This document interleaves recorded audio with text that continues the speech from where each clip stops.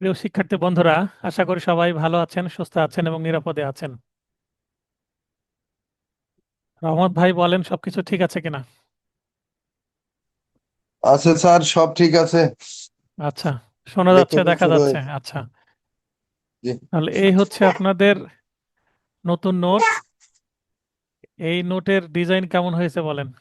জি sir, অনেক সুন্দর হয়েছে। আগের থেকে এটা অনেক বেটার হয়েছে, আমার যেটা মনে হচ্ছে। খুব হ্যাঁ, ভালো এবং লাগছে দেখতে। এবং এবং নোটটাকে যখন ভিতরে দেখাবো, আ- আরো কিছু পার্থক্য আপনি নোটিস করবেন। প্রতি বছর আমার নোট চেঞ্জ হয়। কিভাবে চেঞ্জ হয়? যেমন এই যে রিসেন্টলি 26 সালে যে পরীক্ষাটা হয়ে গেল, সেটার যে সাজেশন আর আমার পরের পরীক্ষার সাজেশনের মধ্যে কি থাকবে না, মিল থাকবে না। অনেক কিছু আমি থাকবে অ্যাড না। করবো, আবার অনেক কিছু বাদ দিয়ে দিব, কারণ আপনার লাগবে না। ঠিক আছে? জি স্যার। যেমন হুম। যখন আমি নোট 23 সালে করলাম, তখন আমি পেনাল কোডে অনেক ইংলিশ সেন্টেন্স নিয়ে আসছি। ইংলিশ সেন্টেন্স আমি এই নোটে খুব একটা রাখিনি, দরকার নাই। এবার একটি মাত্র ইংলিশ সেন্টেন্স ব্যবহার করা হয়েছে। পুরো 100টি প্রশ্নের মধ্যে একটা মাত্র ইংলিশ সেন্টেন্স আছে। তাছাড়া কিছু ইংলিশ টার্ম ব্যবহার করা হয়েছে। তো আমার আমার ওই 2022 সাল থেকে নোটে কিন্তু ইংলিশ টার্ম ছিল, কিন্তু 22-এ নোটের ছিল। পরে যখন আমি 23-এ নোট দিলাম, তখন আমি কিন্তু ইংলিশটা বেশি ব্যবহার করলাম। কেন? কারণ 20 সালের পরীক্ষায় অনেক ইংলিশ সেন্টেন্স ব্যবহার করা হয়েছিল। তো আমি এই জি কারণেই স্যার। পেনাল কোড থেকে যেহেতু সবচেয়ে কম কমন আসে, পেনাল কোড অনেক বড় একটি আইন এবং পেনাল কোডে এত জায়গা আছে প্রশ্ন করার। একটা সেকশন থেকে কত ধারা, তারপরে সাজা কত, সংজ্ঞা কত, এই ধরনের। সাজার মধ্যেও আবার কয়েকটা পার্ট থাকে। এক, সশ্রম না বিনাশ্রম না উভয়, তারপরে মানে কারাদণ্ড, আবার এটার সাথে সর্বনিম্ন সর্বোচ্চ, তারপরে আবার অর্থদণ্ড আছে কিনা, অর্থদণ্ড ফিক্সড কিনা, আবার অর্থদণ্ড এবং অথর্দণ্ড না অথবা অর্থদণ্ড মানে সাজার মধ্যে থেকে কিন্তু 3-4টা প্রশ্ন ঘুরিয়ে ঘুরিয়ে করা যায়। এই কারণে পেনাল কোড জি থেকে যদি মনে করেন যে 10,000 এমসিকিউ প্রশ্ন তৈরি করব, তাও করা সম্ভব, তার বেশি করা সম্ভব। এই কারণে সবচেয়ে কম কমন আসে এই পেনাল কোড থেকে। কিন্তু পেনাল কোড পড়াতে আমার ভালো লাগে, তাই আমি 23 সালে পেনাল কোডটাকে এমনভাবে তৈরি করেছিলাম, অনেক আলোচনা করেছিলাম। এবার পেনাল কোডের আমি 60% বাদ দিয়ে দিচ্ছি, যে আপনার নোটটাকে আরো ছোট করে দিচ্ছি। এখন বলতে পারেন এটা কি রিস্ক হয়ে গেল? না, না, রিস্ক হবে না। আমি ভেবেচিন্তে এটা করেছি। কারণ আমি বিষয়ভিত্তিক বিষয়ভিত্তিক অধ্যয়ন করি। হ্যাঁ, একটা নোট তৈরি করার জন্য বিষয় ভিত্তিক অধ্যয়ন গবেষণা করে যথেষ্ট। ও আদালতে আমি যেহেতু অ্যাডভোকেট, অ্যাডভোকেট হিসেবে প্র্যাকটিস লব্ধ জ্ঞানের সমন্বয়ে প্র্যাকটিস করতে যে কিছু জ্ঞান আসে, সেটা খুবই কাজে লাগে নোট তৈরির ক্ষেত্রে, যেটা অনেকেই বাজারে কিছু গাইডে সেটা থাকে না। এবং বার জি কাউন্সিল ও স্যার। জুডিশিয়ারির সাম্প্রতিক প্রশ্ন প্যাটার্ন, নতুন প্রশ্ন না, সাম্প্রতিক, মানে 12 সালে এই 12ই জুন 2026-এর প্রশ্নের প্যাটার্নের আলোকে এটা তৈরি করেছি। এটা কিসের জন্য? শুধুমাত্র বাংলাদেশ বার কাউন্সিল অ্যাডভোকেট তালিকাভুক্তির এমসিকিউ পরীক্ষা 2027-এর জন্য পূর্ণাঙ্গ প্রস্তুতি সহায়িকা। এটা যদি শেষ করেন, আপনি 80% প্রশ্ন কমন পাবেন, 80+। এখন 80-র উপরে যদি আপনার প্রশ্ন কমন আসে, তাহলেই তো এনাফ, তাই না? জি স্যার। এবার আমার 90-এর লাগবে তো এবার 90-এর উপরে প্রশ্ন কমন ছিল। আমি 90 টাইপের কমন দিব না, আমি বলবো 80-র উপরে কমন পেলেই হলো, যেটা প্রতিবারই আমি বলি। তাহলে আপনার পড়তে হবে অনেক কম। আইন, আদালত, বার, এমসিকিউ, ফাউন্ডেশন বুক। হ্যাঁ, এবার নোটকে একটু ফর্মাল নাম দিচ্ছি, ফাউন্ডেশন বুক। ঠিক আছে? এবং জি এটা স্যার। এটা আমার নোটের কি, 6th এডিশন, ষষ্ঠ সংস্করণ। হ্যাঁ, এবং এই ষষ্ঠ সংস্কার। সংস্করণের যে ট্যাগলাইন সেটা হচ্ছে লেস ইফোর্ট মোর গেন। এর অর্থ কি? অল্প চেষ্টা করব, বেশি নম্বর তুলবো। বুঝতে পেরেছেন? তাই আমি বুঝতে পেরেছি স্যার। এইটা আপনাদেরকে, অনেকের আছে পড়ার তো বেশি সুযোগ পান না, আবার চাকরিজীবী অনেকে আছেন, অনেকে আছেন গৃহিণী, পাশাপাশি সন্তানকে দেখার পাশাপাশি পরীক্ষা দিচ্ছেন। তো তাদের কথা চিন্তা করে এই নোটটাকে আমি এমন ভাবে সাজাচ্ছি, অলমোস্ট কমপ্লিট। আজকে রাত্রে কমপ্লিট হয়ে কালকে প্রিন্টিং হবে, সন্ধ্যাতে কুরিয়ার হবে। তো আমার প্রতিষ্ঠান হচ্ছে Shahidul law classes, your next door lawyer. অর্থাৎ আমাকে যখন তখন আপনি হোয়াটসঅ্যাপে 01722619409 এই নম্বরে যোগাযোগ করে পরীক্ষা সংক্রান্ত পরামর্শ নিতে পারবেন। বাংলাদেশ বার কাউন্সিল এমসিকিউ, লিখিত ও ভাইভা পরীক্ষার নির্ভরযোগ্য প্রস্তুতির জন্য অবশ্যই শহীদুল ল ক্লাসেসের ইউটিউব চ্যানেল ফলো করতে পারেন, ইমেল করতে পারেন এবং এই হোয়াটসঅ্যাপ নাম্বারে যোগাযোগ করতে পারেন। এই নোটের সর্বশেষ সংশোধনী থাকছে দেওয়ানি কার্যবিধি সংশোধনী 2026, 2025 নয় কিন্তু 26। হ্যাঁ, কেন 25 নয়, কেন 26 সেটা ব্যাখ্যা দিব আমি। দেওয়ানি আদালত আইন সংশোধনী 2021-এর 3টি গুরুত্বপূর্ণ সেকশন পড়তে হবে এবং 26 সালে এসে আবার এই যে সহকারী জজ, সিনিয়র সহকারী জজ নামটা পরিবর্তন হয়ে কি হয়ে গেল, সিভিল জাজ। সিভিল। ঠিক আছে, জি স্যার। এটা 26 সালে, জি স্যার। যদিও 25 সালে অর্ডিন্যান্সের মাধ্যমে এসেছে কিন্তু 26 সালে অ্যাক্ট এসেছে, তাই আমরা 26 সালই বলবো, 25 সাল বলার সুযোগ নাই। ফৌজদারি কার্যবিধি সংশোধনী 2025 সালে দুইবার হয়েছিল, যেটা 26 সালে অ্যাক্ট আকারে প্রকাশ পায়, তাহলে আমরা 26ই বলবো। 25-এর গুলো সব রহিত হয়ে গেছে, 26-এ নতুন ভাবে এসেছে, ওই আইনগুলোই নতুন নামে এসেছে। এবং সাক্ষ্য আইন সংশোধনী 2022, যেখানে ডিজিটাল রেকর্ডস বা ডিজিটাল সাক্ষ্যকে প্রাধান্য দেওয়া হয়েছে। জি স্যার। তো এখানে নোটটির বৈশিষ্ট্যগুলো দিয়ে দিয়েছি, আপনারা নোট পেলে বুঝতে পারবেন। একটু এক পলক দেখাই দিই। বিগত বার কাউন্সিল ও জুডিশিয়ারি পরীক্ষার এমসিকিউ প্রশ্নের প্যাটার্ন যদি আমরা বিশ্লেষণ করি, প্যাটার্ন একে অনুচ্ছেদ বা ধারাভিত্তিক প্রশ্ন, ধারাভিত্তিক প্রশ্ন খুব আসতো 17 সালে, 22 সালে।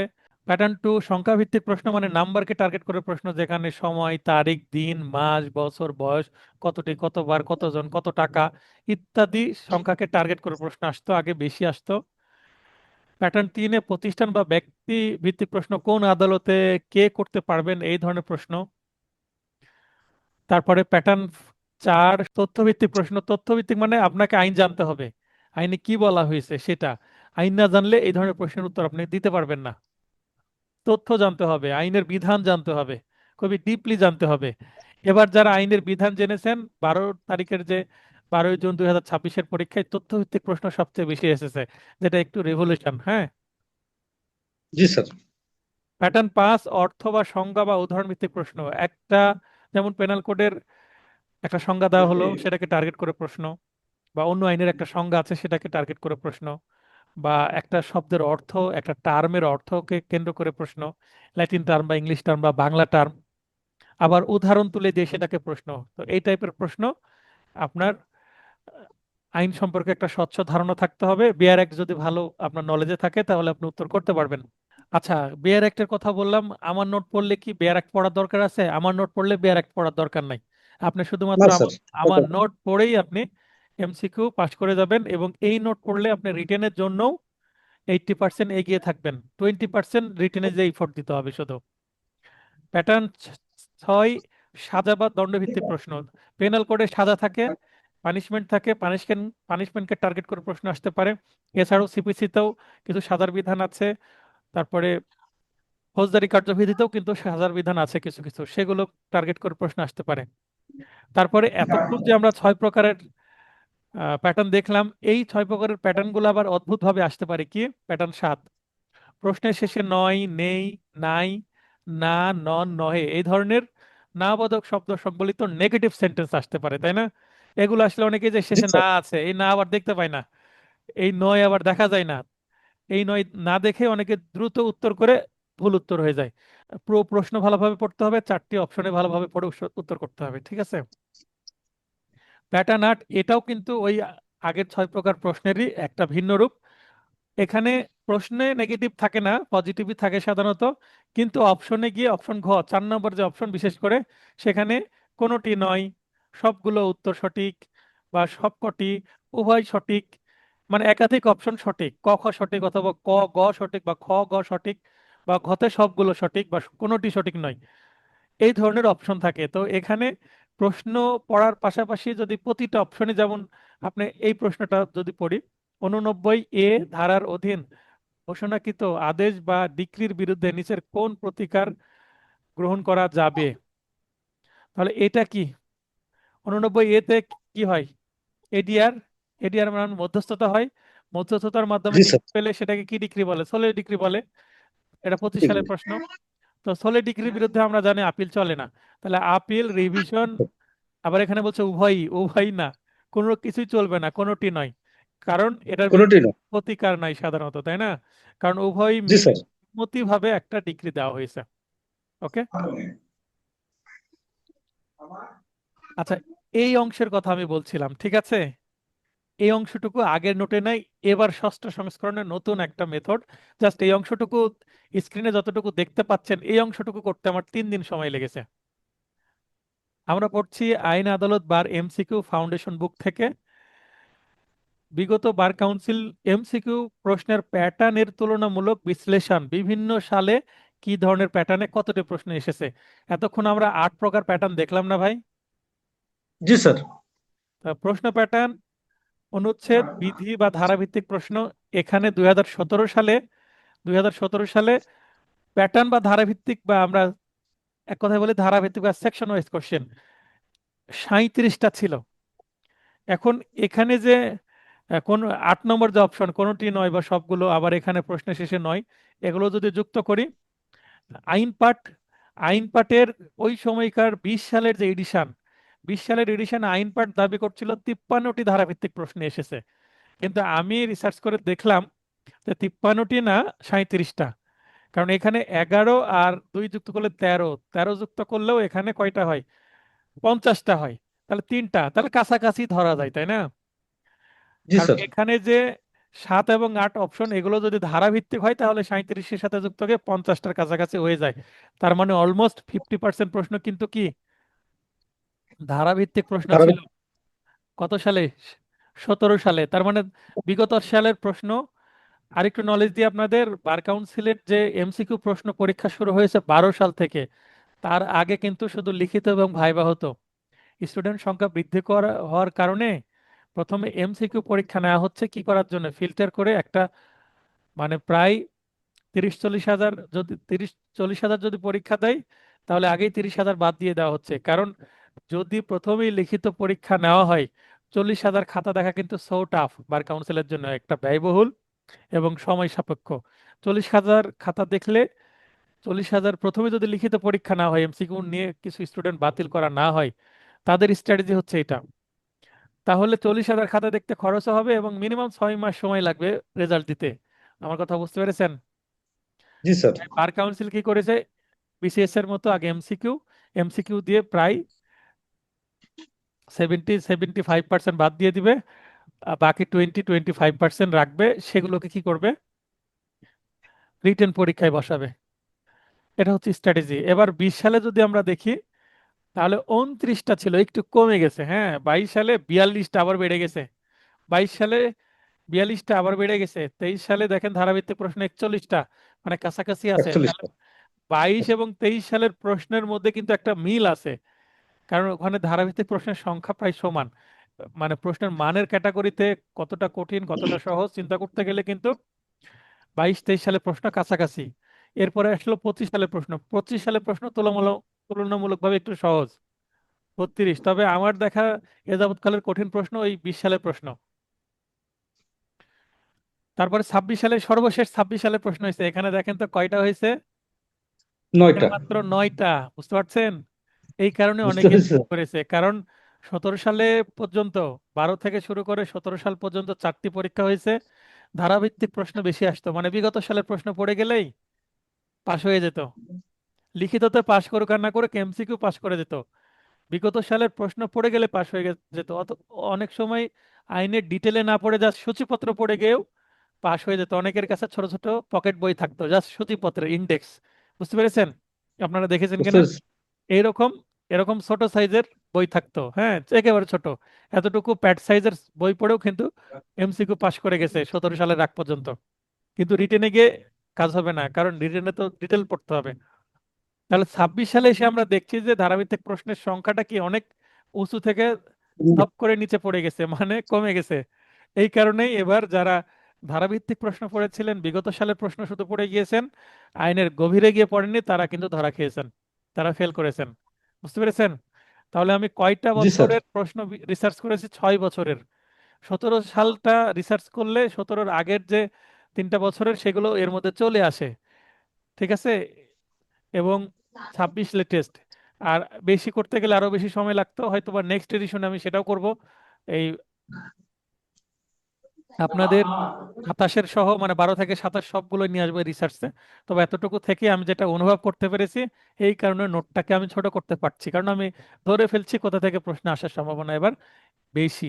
বেশ।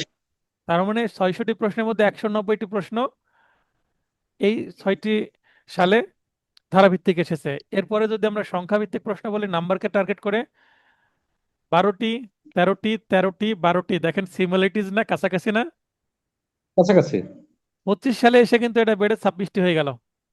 25টি। 25 সালের প্রশ্ন মোটামুটি সহজ ছিল, বিগত সালের প্রশ্ন বেশ কিছু কমন দিয়েছে এবং সংখ্যাভিত্তিক প্রশ্নকে বেশি টার্গেট করেছে। আচ্ছা, 32 আর 26 যুক্ত করলে কত হয়? মোটামুটি 58টি। তাহলে দেখেন 58টি প্রশ্ন জাস্ট এই দুইটা প্যাটার্নে চলে আসছে সংখ্যাকে টার্গেট করে। এই কারণে 25 সালের প্রশ্ন মোটামুটি সহজ ছিল। আর এই যে 26টি, আবার 26 সালে এসে 10টি, মানে আগের যে ওই 12-13টির কাছাকাছি ফেরত ফেরত গেছে। তাহলে এই যাবৎ করলে সংখ্যাভিত্তিক প্রশ্ন 86টি। 86টি। প্রতিষ্ঠান বা ব্যক্তি কোন আদালতে বিচার হবে, কোন আদালতে আপিল হবে, কোন আদালতে রিভিশন হবে, রিভিউ হবে, এই ধরনের প্রশ্ন, বা কোন ব্যক্তির এই কাজটি করবেন, এই ধরনের প্রশ্ন 17তে মাত্র 2টি। 20 সালে এসে বেড়ে 10টি হয়ে গেল। হঠাৎ এখানে একটা চেঞ্জ আছে না, দেখতে পাচ্ছেন না? 2 থেকে 10, একটা দারুণ চেঞ্জ 10। আছে। এই যে চেঞ্জের কারণেই কিন্তু 20 সালের প্রশ্নটা একটু কঠিন হয়ে গেছে। যখন কোনো প্যাটার্নের প্রশ্নের মধ্যে একটা হঠাৎ পরিবর্তন আসে, এই চেঞ্জটা আমরা বাঙালি মেনে নিতে পারি না, কারণ বাঙালি পরিবর্তনে অভ্যস্ত না। পুরো পৃথিবী পরিবর্তন খুব দ্রুত মেনে নেয়, তো বাঙালি পরিবর্তনে অভ্যস্ত না, তাই আমরা বাঙালি কিন্তু আবিষ্কার করতে পারি না, আমরা রিসার্চ করতে জানি না। এই যে আমি যে তুলনামূলক প্যাটার্ন বিশ্লেষণ করছি, এটা বাজারে কোনো গাইডে আপনি পাবেন না, আপনি খুঁজে দেখেন মার্কেটে যে। তাহলে হঠাৎ পরিবর্তনের কারণে কিন্তু 20 সালের প্রশ্ন কঠিন হয়ে গেছে। তারপরে 22 সালে এসে দেখেন ওই যে 2 থেকে 4, মানে আগের প্যাটার্নে ফেরত গেছে। হ্যাঁ, হুম, তারপর জি স্যার। 6টি, 6টি একটু ধীরে ধীরে বাড়ছে, আবার 8টি, দেখেন 4টি, 6টি, 8টি ধীরে ধীরে বাড়ছে। ঠিক আছে। 26 সালে এসে মাত্র একটি প্রশ্ন আসছে, তার মানে একেবারে আগে ফেরত গেছে এখানে যে। বুঝতে পেরেছেন? 26 সালে ব্যক্তিভিত্তিক প্রশ্ন আসেনি। ব্যক্তিভিত্তিক প্রশ্ন কিন্তু সহজ, কে করবে এটা কিন্তু মনে থাকে, তাই না? জি স্যার। যেমন বলেন, বাংলাদেশ বার কাউন্সিলের সভাপতি কে? Attorney general. আপনি জানেন স্যার? এটা সহজ না প্রশ্ন? সহজ সহজ। এটা সহজ প্রশ্ন। তো এই ধরনের প্রশ্ন যদি আসে তাহলে উত্তর করা কিন্তু সহজ হয়, কঠিন না। সহজ। তাহলে 600-টির মধ্যে মাত্র 31টি প্রশ্ন এসেছিল, কারণ সহজ প্রশ্ন যে, এই কারণে এ প্রশ্ন আসে না। তথ্য ভিত্তিক প্রশ্ন খুবই ইম্পর্টেন্ট একটা প্যাটার্ন। এই তথ্য যত আপনি জানবেন, তত ভালো আপনি আইনজীবী হতে পারবেন, তাই না? ডেটা, জি স্যার। ইনফরমেশন জানতে হবে, ইনফরমেটিভ কোশ্চেন। তো ইনফরমেশন আপনি যত জানবেন, আইন তত আপনাকে, মানে জানতে হলে আইনটা আপনাকে বেশি পড়তে হবে, ভিতরে গভীরভাবে পড়তে হবে। যেমন আমি গবেষণা করে পড়ছি, পড়ে আপনাদের জন্য ইম্পর্টেন্ট ইনফরমেশনস গুলো গ্যাদার করে নোটের মধ্যে ইনক্লুড করছি, আর যেগুলো ইম্পর্টেন্ট না সেগুলো বাদ দিয়ে দিচ্ছি। এই কারণে নোটটাকে ছোট করে ফেলছি, তাই বলছি লেস ইফোর্ট মোর গেইন। কম পড়েন, বেশি নম্বর পান। বুঝতে পেরেছেন? এটা আপনাদের জন্য কিন্তু বুঝতে অনেক পারছি। উপকারী হবে। আর প্র্যাকটিসের জন্য তো আমি শেষে ফাইনাল টাচ নোট দিই, তাই না? তো জি স্যার। এটা এটা তো প্র্যাকটিস নোট, এটা ফাউন্ডেশন তৈরি করা নোট বা বই। এই ফাউন্ডেশন বুকে আপনার ফাউন্ডেশন তৈরি হবে, তারপরে আপনি যেভাবে প্রশ্ন আসুক না কেন পারবেন। সেটা যখন আমি মডেল টেস্ট বুক দিব বা ফাইনাল টাচ দিব, তখন আপনি প্র্যাকটিস করে বুঝতে পারবেন যে হ্যাঁ, ফাউন্ডেশন কতটা স্ট্রং হয়েছে আপনার। যদি ফাউন্ডেশন নড়বড়ে হয়, আপনাকে এটা আবার রিভিশন করতে হবে বারবার, তাই না? জি স্যার। ফাউন্ডেশন নড়বড় নড়বড়ে হওয়া যাবে না। তথ্যভিত্তিক প্রশ্ন 17 সালে ছিল 14টি, 20 সালে এসে কমে গিয়ে 10টি, 9টি, 16টি, দেখেন কাছাকাছি না অ্যামাউন্টটা? জি স্যার। অ্যামাউন্ট গুলো কাছাকাছি। আর তারপরে 25 সালেও 15টি। এই অ্যামাউন্ট গুলোর মধ্যে খুব বেশি কিন্তু আপ ডাউন নাই, কাছাকাছি। কিন্তু কাছাকাছি। এই যে 26 26 সালে সালে শেষে কটা হয়েছে দেখেন তো? 59টি। এই যে 59টি, এই সংখ্যাটা কিন্তু একটা হিউজ সংখ্যা, তাই না? জি স্যার। অনেক বেশি। হ্যাঁ, আপনি পরীক্ষা যারা দিয়েছেন এবার, তারা অনুভব করতে পারছেন যে পরীক্ষাটা কেমন হয়েছে। ইনফরমেটিভ প্রশ্ন বেশি আসছে। তার মানে আইনের ডিপে গিয়ে যারা রিসার্চ করে পড়াশোনা করেছেন, তারা কিন্তু পাশ করেছেন। আমার নোট কিন্তু ডিপ রিসার্চের মাধ্যমে তৈরি করা। এই কারণে আমার নোট থেকে কিন্তু 92টা কমন দেওয়া সম্ভব হয়েছে, দুইটা নোট মিলে। বুঝতে পেরেছেন? জি স্যার। এটা একটা হিউজ অ্যামাউন্ট আমি দিতে পেরেছি। এবং যদি প্রশ্ন বলেন সহজ হয়েছে, আমার কাছে তো প্রশ্ন সহজই হয়েছে, কারণ আমার নোট থেকে 92টা কমন এসেছে।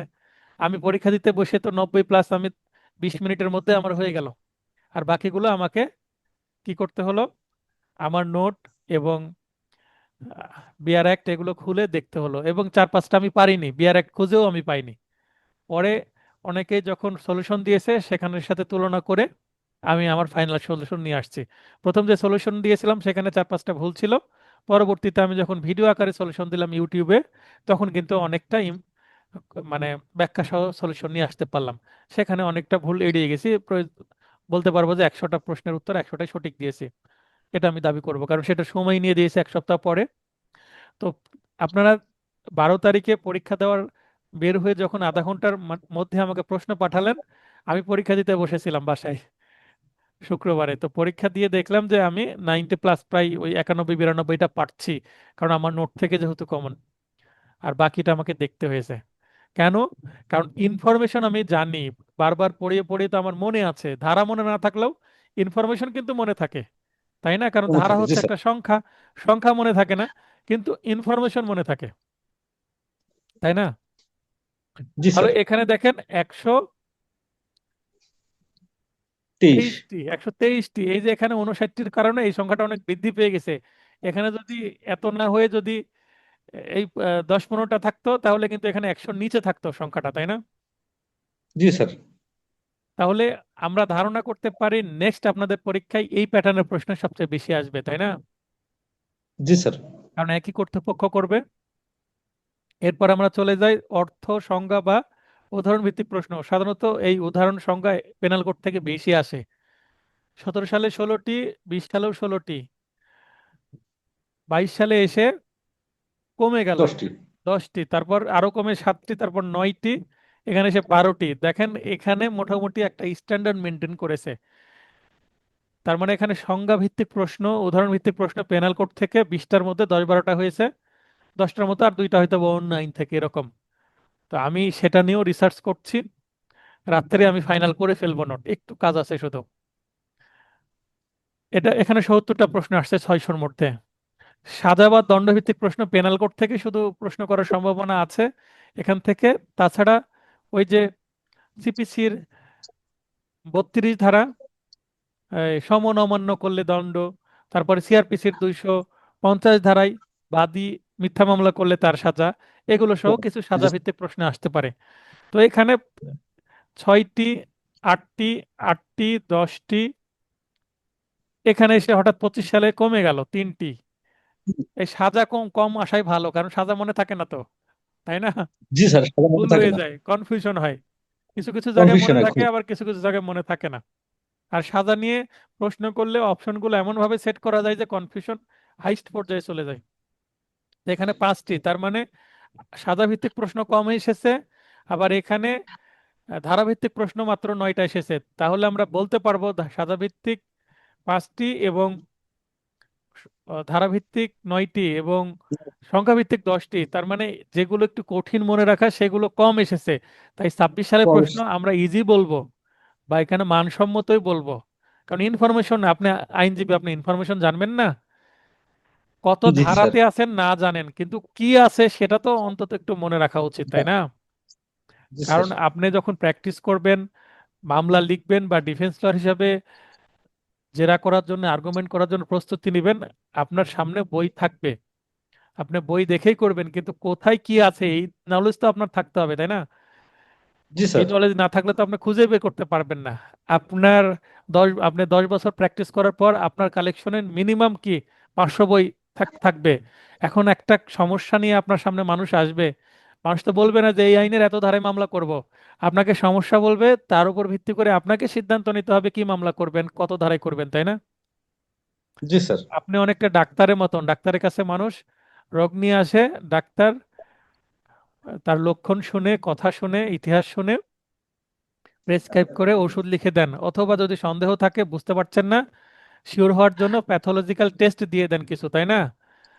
তো জি স্যার। টেস্টের মাধ্যমে শিওর হয়ে দেয়। তো আমরা অ্যাডভোকেটরা কি করি, শোনার পরে কি করি, চিন্তা করি যে কোন আইনে মামলা করব, তাদেরকে প্রস্তাব করি যে এই 2-3টা আপনার জন্য অপশন আছে, আপনি কোন আইনে যাবেন, কোন আইনে কতদিন পর্যন্ত মামলা চলতে পারে, খরচ কেমন। তখন ডিসাইড করে আপনার ক্লায়েন্ট, একাধিক মামলাও হতে পারে, সিভিল ক্রিমিনাল, তাই না? যেমন জি স্যার। হাজব্যান্ড ওয়াইফের মধ্যে সমস্যা, মারধর হয়েছে, নারী শিশুতেও মামলা করতে পারি। আবার আমরা যদি সংসার না হয় বা তালাক হয়ে যায়, মোহরানা খোরপোশেরও মামলা করতে পারি, তাই না? জি তালাক স্যার। না হলেও মোহরানা খোরপোশের মামলা করা যেতে পারে যদি স্বামীর বাসা থেকে বাবার বাসাতে যদি দীর্ঘদিন ধরে থাকে একজন স্ত্রী, তাই না? জি স্যার। প্রবলেম বুঝে আপনাকে সলিউশন দিতে হবে, তো এই ইনফরমেশন আপনাকে জানতে হবে। এই কারণে এই 2026 সালের প্রশ্ন ইনফরমেটিভ প্রশ্ন, এই কারণে এটা মানসম্মত প্রশ্ন আমরা বলতে পারি। তো সাদাভিত্তিক প্রশ্ন এই 600টার মধ্যে মাত্র 40টা এসেছে এ যাবত। প্রশ্নের শেষে নয়, নেই, নাই, না, নন, নয় সংবলিত প্রশ্ন বেশি আসে না, অল্প আসে। যেমন 2টি, 7টি, 3টি, 1টি, 4টি, 1টি। দেখেন, এই 1টি 2টি করে আসছে। 18টি প্রশ্ন, 600টার মধ্যে মাত্র 18টি। অপশনে কোনোটি নয়, সবগুলো, উভয় সংবলিত প্রশ্ন 11টি ছিল 17 সালে। আচ্ছা, যখন দেখবেন যে কোনোটি নয় বা সবগুলো, ওই উত্তরটাই হওয়ার সম্ভাবনা 99%, তাই না? জি স্যার। এই ধরনের প্রশ্ন যদি আসে, সবগুলো সঠিক, ওই সবগুলো সঠিক হওয়ার সম্ভাবনাই বেশি।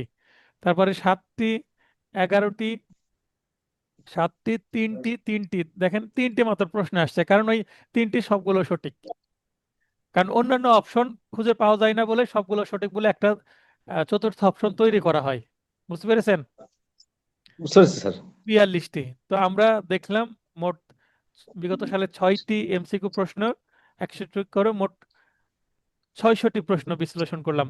এই বিশ্লেষণটা বোঝানোর জন্য আপনাদের আধা ঘন্টা সময় চলে গেল, তাই না? জি স্যার। তাহলে এইটা এটা দরকার তৈরি ছিল। করতে এইটা তৈরি করতে আমাকে 600টা প্রশ্ন রিসার্চ করতে হয়েছে, বিগত সালের প্রশ্নগুলো দেখতে হয়েছে, কোনটা কোন প্যাটার্নের প্রশ্ন সেটা বুঝতে হয়েছে, তারপর এখানে ইনপুট করতে হয়েছে।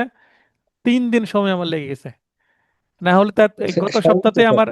গত সপ্তাহতে আমার নোটটা চলে যেত। কিন্তু এই এইটা দেওয়ার পরে আবার মাথার মধ্যে এমন একটা জিনিস আসছে যে আপনার নোটটাকে আমি আরো ইজি করতে পারছি, এবং আমি আপনাদের যে ক্লাস টেস্ট নেব, মডেল টেস্ট নেব, এই ক্লাস টেস্ট এবং মডেল টেস্ট থেকে আমি সর্বাত্মক কমন দিতে পারবো। ইভেন এই রিসার্চের কারণে আমার ফাইনাল টেস্ট নোটটাও আরো ইজি এবং সুন্দর হবে। এবং এটা পড়ার পরে আপনারা বুঝতে পারছেন যে আমাদের ফোকাস কোথায়। হ্যাঁ, কোথায় দিতে যেমন হবে? জি স্যার। আপনি একটা প্রোডাক্ট কিনবেন, এখন ওই প্রোডাক্টের জন্য এক এলাকাতে 5টা দোকান আছে, আর আরেকটা এলাকায় 100টা দোকান আছে। কোন এলাকায় আপনি যাবেন? 100টা যেখানে আছে সেখানে যাবো। তো যেখানে দোকান বেশি সেখানেই যাবেন, কারণ সেখানে আপনার জি পছন্দ স্যার। মতো মডেল বা প্রোডাক্টটা পাওয়ার পসিবিলিটি বেশি। জি তার স্যার। মানে ইনফরমেটিভ প্রশ্নতে আমাদের এবার কি করতে হবে? বেশি ফোকাস করতে হবে, ফোকাস ধারাতে দিতে হবে। ফোকাস বেশি না করলেও চলবে। ধারাভিত্তিক প্রশ্ন 10টা আসলো, ওই 10টা না পড়লেও আমাদের সমস্যা নাই। চলবে। হুম। এ যাবৎ পর্যন্ত 4-5টা যে আমি ব্যাচ পড়াচ্ছি, আপনারা পঞ্চম ব্যাচ আমার। তো এই ব্যাচে না, ষষ্ঠ না, ষষ্ঠ ব্যাচ, যেহেতু ষষ্ঠ সংস্করণ। আর আমার প্রথম ব্যাচটা ছিল কি অফলাইনে। প্রথম ব্যাচ আমার অফলাইনে, দ্বিতীয় ব্যাচ থেকে আমি অনলাইনে আসছি। বুঝতে পেরেছেন? আমি এখন আর জি অফলাইনে স্যার। পড়াই না, অফলাইন স্টুডেন্ট কম হয়, সময় বেশি লাগে। অফলাইন হয়তো বা কোচিং সেন্টার করলে ভবিষ্যতে চালু হবে 27 সাল থেকে। 27 সালের শেষে 28 সালের জন্য অফলাইন চালু হতে পারে আমার, অথবা আপনাদের রিটেন পরীক্ষার সময়ে মডেল টেস্টের জন্য অফলাইন চলে আসতে পারে, দেখা যাক পরিকল্পনা যেভাবে হয়। আমি কোনো কিছু তাড়াহুড়া করি না। যারা আমার দীর্ঘদিন ভিডিও দেখেন বা আমাকে যারা চিনেন, কোনো কিছু তাড়াহুড়া করি না, কারণ তাড়াহুড়া করলে মানসম্মত কোনো কিছু ডেলিভারি করা যায় না। সেটা প্রমাণ আপনারা ভর্তি হয়েছেন দেখেন কতদিন আগে। আমি ক্লাসটাকে ডিলে করছি, কারণ ক্লাস শুরু করে যদি আমি আগের নোটটাকেই হুবহু পড়াই যাই, তাহলে আপনারা খুব বেশি উপকৃত হবেন না, ওই বেশি পড়তে হবে, একঘেয়েমি আসবে। তারপরে বিগত সালের ভিডিও তো আছেই, তাই না? আমারও জি স্যার। পড়াতে ভালো লাগবে না, একই জিনিস বারবার পড়াতে ভালো লাগে না। একটা ভিন্ন একটা টাচ নিয়ে আসবো, সে ভিন্নতা আপনাকে নম্বর বেশি তুলতে এবং আপনার সময় বাঁচাতে হেল্প করবে। বুঝতে পেরেছেন? বুঝতে পারছি স্যার। এই রিসার্চটা জরুরি ছিল, এই রিসার্চটা না করলে গত সপ্তাহে আপনারা নোট পেয়ে যেতেন। তো 1 সপ্তাহ দেরি হোক, নো প্রবলেম, কিন্তু একটা ভালো জিনিস পাচ্ছেন, সহজ পাচ্ছেন। তো এখানে আমরা সিদ্ধান্ত যেটা নিচ্ছি যে এই যে প্যাটার্নের বিশ্লেষণ এবং বিভিন্ন সালের প্যাটার্নের যে তুলনামূলক বিশ্লেষণ, কোন সালে কতটা প্যাটার্নে কেমন প্রশ্ন আসলো, এটা এটা বোঝার পরে আমরা যেটা জিনিস বুঝতে পারছি যে এমসিকিউ প্রশ্ন প্র্যাকটিস করার সময় উপরোক্ত প্যাটার্ন বিবেচনায় রাখতে পারলে কোন ধারা হতে কেমন প্রশ্ন আসতে পারে তা কিন্তু ধারণা করা সম্ভব। এই কারণে কিন্তু আমার প্রশ্ন অনেক কমন আসে, মডেল টেস্টের প্রশ্ন। আমি কিন্তু আবার পরীক্ষার শেষে কি করি, 1-2 দিন আগে 300টা এমসিকিউ দিই, তাই না? জি স্যার। 300টা এমসিকিউ দিই না? তো এই যে জি 300টা স্যার। এমসিকিউ, এখান থেকেও কিন্তু অনেক কমন আসে। অনেকে বলে স্যার আপনার 300 এমসিকিউ পেয়ে আমি পাশ করলাম।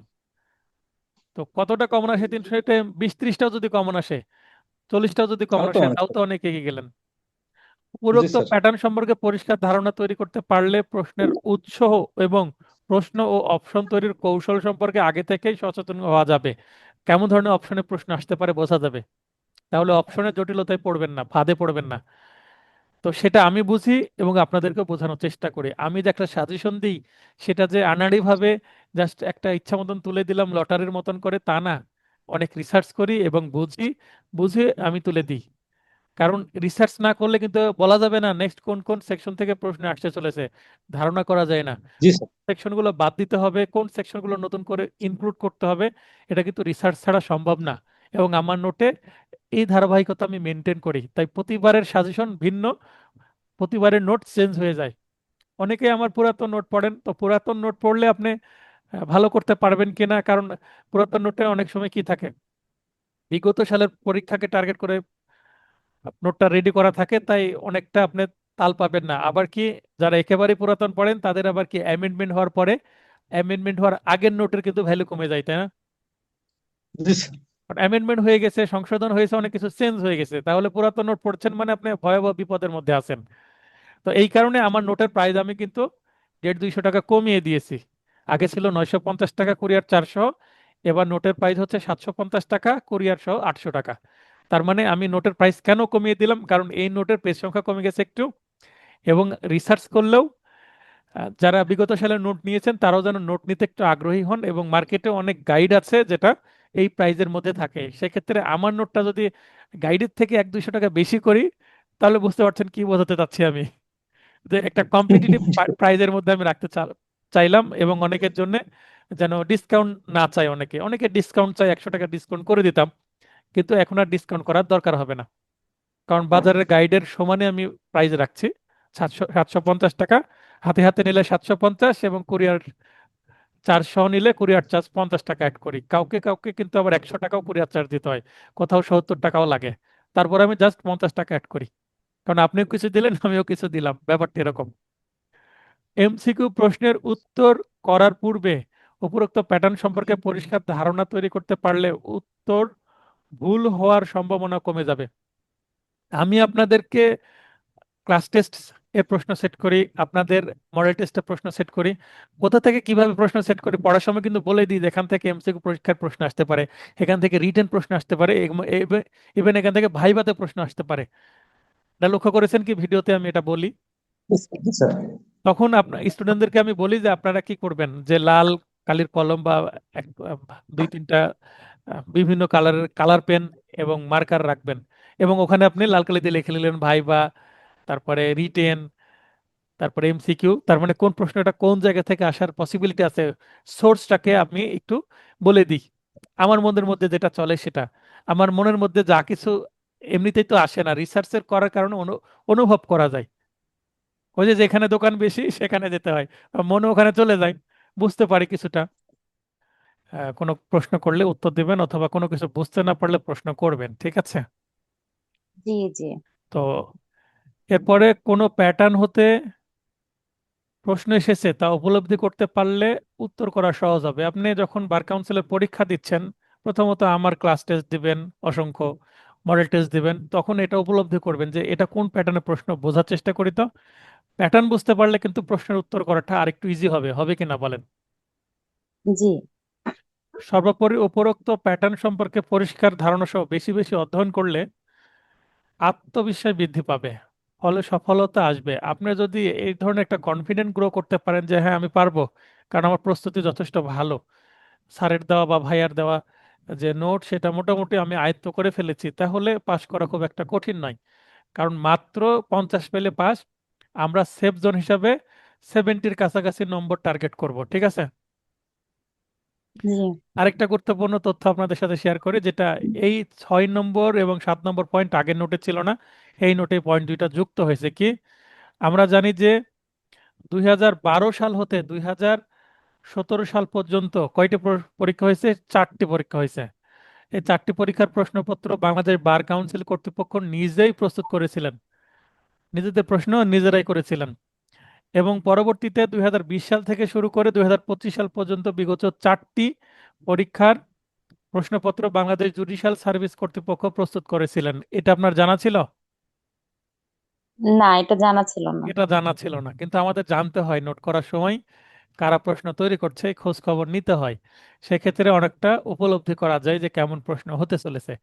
ইন্টারেস্টিং বিষয় হচ্ছে, সর্বশেষ 2026 সালের প্রশ্নপত্রটি ভিন্ন একটি প্রতিষ্ঠান প্রস্তুত করেছেন। এই মুহূর্তে আমি তাদের নাম বলবো না, কারণ এইটা আমার একটা কোচিং এর স্ট্র্যাটেজি। কারণ এটা বললে আমার ভিডিও দেখে অনেকেই কিন্তু এইটা দাবি করবে এবং তাদের জন্য সহজ হবে। তো আমি চাইবো এটা একটা সিক্রেট রাখতে। তবে আপনাদেরকে আমি জানাবো পরবর্তীতে, ঠিক আছে? তো এটা আমি জি জি জেনেছি 26 সালে কারা প্রশ্ন করেছে এবং রিটেন তারাই করতে চলেছে। এই যে এই মাসের 22 তারিখে যে রিটেন পরীক্ষা হবে, 22 আগস্ট 2026, এবং নেক্সট এমসিকিউ পরীক্ষা আমি ধারণা করছি জানুয়ারির 27-এর দিকে যেতে পারে। তো জানুয়ারি 27-এর যে পরীক্ষাটা হবে সেটাও কিন্তু এই যে 26 সালে যে লাস্ট প্রশ্নপত্র, ইনফরমেটিভ প্রশ্ন বেশি, এই জি মানে প্রশ্নপত্র যারা তৈরি করছেন সেম অথরিটি তৈরি করবে এবং একই প্যাটার্ন ফলো করা হবে। কারণ তারা আইন জানেন এবং তারা যেহেতু আইন জানেন, তারা মানসম্মত এই ধরনের প্রশ্ন করবেন। কোন ধারায় কি আছে, এই ধরনের প্রশ্ন কিন্তু অজুহাতমূলক প্রশ্ন। কেমন প্রশ্ন করার সময় নাই, ফাঁকিবাজি করে জাস্ট সময় পাচ্ছে না, এক রাত্রে বসলাম কোনটা কোন ধারাতে আছে, কোনটা কোন ধারাতে আছে, কোনটা কোন বিধিতে আছে, এই ধরনের প্রশ্ন করতে কিন্তু রিসার্চ করা লাগে না, সময় দেওয়া লাগে না, যে কেউ তৈরি করতে পারে এই ধরনের প্রশ্ন। কিন্তু এই যে 26 সালে যে প্রশ্নটা আপনারা যদি দেখে থাকেন, এই নোটে থাকবে, তো আপনারা দেখবেন যে এই প্রশ্নগুলো ইনফরমেটিভ প্রশ্ন। এই ধরনের প্রশ্ন করতে কিন্তু যিনি প্রশ্নকর্তা তাকেও কিন্তু যথেষ্ট পড়াশোনা করে লেগেছে এবং সময় নিয়ে প্রশ্ন করতে হয়েছে, বুঝতে পেরেছেন? জি জি যেহেতু ফ্রেশ প্রশ্ন, নতুন প্রশ্ন, জানা আইনটাকে একটু ভিন্নভাবে উপস্থাপন করা, বিগত সালের প্রশ্ন ফলো না করা, জাস্ট আইন বিয়ার অ্যাক্ট পড়া এবং সেটা থেকে প্রশ্ন তৈরি করা। পাশাপাশি কিছুটা হয়তোবা কেস ল থেকেও তাদেরকে একটু প্রশ্ন করতে হয়েছে। হ্যাঁ, কেস ল কেন? কারণ কিছু কিছু ফেমাস কেস ল আছে, সেখান থেকে বেয়ার একটা যেখানে দুর্বলতা আছে, ফেমাস কেস ল থেকে সেখানে প্রশ্ন ফলো করা হতে পারে, বুঝতে পেরেছেন? তবে বেয়ার এক থেকে প্রশ্ন 90% এবং 10% সর্বোচ্চ কেস ল থেকে আসতে পারে। বিগত সালের যে প্রশ্ন, সেখানে আমরা খুব একটা কেস ল দেখি না, দু একটা করে আসছিল। 25 সাল থেকে কিছু কেস ল আমরা দেখতে পাই। 25 সালে 2টা কেস ল থেকে প্রশ্ন আসছিল, এবার একটু কেস ল থেকে 4টা প্রশ্ন আসছে। আপনাদের সময় এই সংখ্যাটা বাড়তে পারে, কারণ কেস লকেও আপনাদের গুরুত্ব দিতে হবে। কারণ কেস ল বা হাইকোর্ট এবং সুপ্রিম কোর্টের যে আপিল বিভাগ আছে, তাদের যে হাই ভোল্টেজ মামলার রায়, সেগুলো কিন্তু আপনাদের অ্যাডভোকেট হিসাবে সংগ্রহ থাকতে হবে এবং আপনাদের নলেজে থাকতে হবে। তাহলে মামলায় আপনি কি করতে পারবেন? সুবিধা নিতে পারবেন, আপনার পক্ষে সিদ্ধান্ত নিতে পারবেন। তো অ্যাডভোকেট হিসাবে আপনার জন্য ভালো করতে পারেন, এই কারণে আমিও পড়ানোর সময় সেখানে একটু আমার বাস্তব অভিজ্ঞতা আমি শেয়ার করি। প্লাস যারা প্রশ্ন তৈরি করছেন আপনাদের জন্য, তারাও চেষ্টা করছেন, যারা আদালতে যায় বা প্রকৃতপক্ষে অ্যাডভোকেট হতে চায়, লাইসেন্সটা নিয়ে সাজিয়ে রাখবে না ওয়ালে, এটাকে কাজে লাগাবে, জি তাদেরকেই লাইসেন্স দিতে চাই। তার মানে আপনি আদালতে গেলে আপনার বেশি হেল্প হবে, বাস্তবমুখী প্র্যাকটিক্যাল নলেজ গেইন গেইন হবে, তাদেরকেই লাইসেন্স দিবে। লিখিত পরীক্ষায় কিন্তু ড্রাফটিং এবং প্রবলেমেটিক প্রশ্নকে বেশি ফোকাস করছি আমি এবার। জি আচ্ছা, এরপরে 2017 সাল থেকে 2026 সাল পর্যন্ত বিগত 6টি পরীক্ষার প্রশ্নের প্যাটার্ন এর তুলনামূলক বিশ্লেষণ কোথায় করলাম? একটু আগে আমরা 6টি দেখলাম না, মোট আমি 600 প্রশ্ন কি দেখেছি। হ্যাঁ, 600 প্রশ্ন দেখার পরে এখানে 17 থেকে দিয়েছি, 12 থেকে নিইনি। কারণ এই মুহূর্তে এই 12 থেকে টোটাল সবগুলো দেখা আমার জন্য একটু টাফ হয়ে যাচ্ছিল। হ্যাঁ, এই কারণে আমি জি কিছু বাদ রাখলাম, 3টি বাদ রেখেছি। মোট 9টি পরীক্ষা হয়েছে, 3টি বাদ রেখেছি। আর আমি 6টি রিসার্চ করেছি, করার পরে উপলব্ধি করা যায় যে উপরোক্ত ধারাবাহিকতা অব্যাহত থাকলে পরবর্তী কোন কোন প্যাটার্ন হতে বেশি প্রশ্ন এবং কোন কোন প্যাটার্ন হতে কম প্রশ্ন সেট হতে পারে। অলরেডি আমি উপরে এই ছক আলোচনা করতে গিয়ে আমি বললামই। এখানে দেখেন গ্রিন করে রাখছি, 59টি প্রশ্ন আসছে এখান থেকে। 100টার মধ্যে থেকে একটা প্যাটার্ন থেকে যদি 59টি প্রশ্ন আসে, তো রাজীব ভাই লাইনে থাকা অবস্থায় বললাম যে যেখানে দোকান বেশি সেখানেই তো শপিং করতে যাব, শপিং মলের মতো, তাই না? জি, আর যেখানে দোকান কম সেখানে শপিং করতে যে পছন্দের জিনিস নাও পেতে পারেন। তো আমি তো ধরে ফেলেছি যে কোথা থেকে কিভাবে প্রশ্ন আসতে পারে। আপনাদেরকেও সেটা বোঝানোর চেষ্টা করছি যেন আপনারা বুঝতে পারেন, অন্তত আস্থা তৈরি হয় যে না, এই জায়গায় ভর্তি হয়ে ভুল করিনি, আমার উপর আস্থা রাখতে পারেন, বিশ্বাস রাখতে পারেন। সেক্ষেত্রে আপনার পড়াশোনা, আপনার পরিশ্রম, আমার পরিশ্রম, এবং সৃষ্টিকর্তা যদি চিন্তা করেন যে আপনাকে পাশ করাবেন, আপনার যদি কোনো বিপদাপদ না হয়, ইনশাল্লাহ আপনারা যারা ক্লাসে আছেন সবাই পাশ করবেন। এবং যারা আমার ইউটিউব ভিডিও দেখছেন তারাও কিন্তু এই নোট নিয়ে উপকৃত হবেন এবং আবার ভিডিও দেখে উপকৃত হবেন। তবে যাদের সামর্থ্য আছে চেষ্টা করবেন ভর্তি হয়ে নিয়মিত ক্লাস করার। ভর্তি হলে লাভটা কি, আপনি নিয়মিত ক্লাসে থাকলে রেগুলার পড়াটা অন্তত হয়। নিজে না পড়েন, আমার কথা শুনলেও তো পড়া হয়, তাই না? জি, আর সবচেয়ে বড় বিষয়, আমি ক্লাস টেস্ট নিব। ক্লাস টেস্ট দিলে আপনার প্র্যাকটিসটা হবে। অনেকেই জানে কিন্তু পরীক্ষার হলে 1 ঘন্টায় লিখে আসতে, মানে বইতে পূরণ করতে পারে না। তাই পরীক্ষা দিলে, মডেল টেস্ট দিলে কিন্তু আপনার টাইম ম্যানেজমেন্ট হয় এবং ভয় কেটে যায়, নার্ভাসনেস কমে যায়।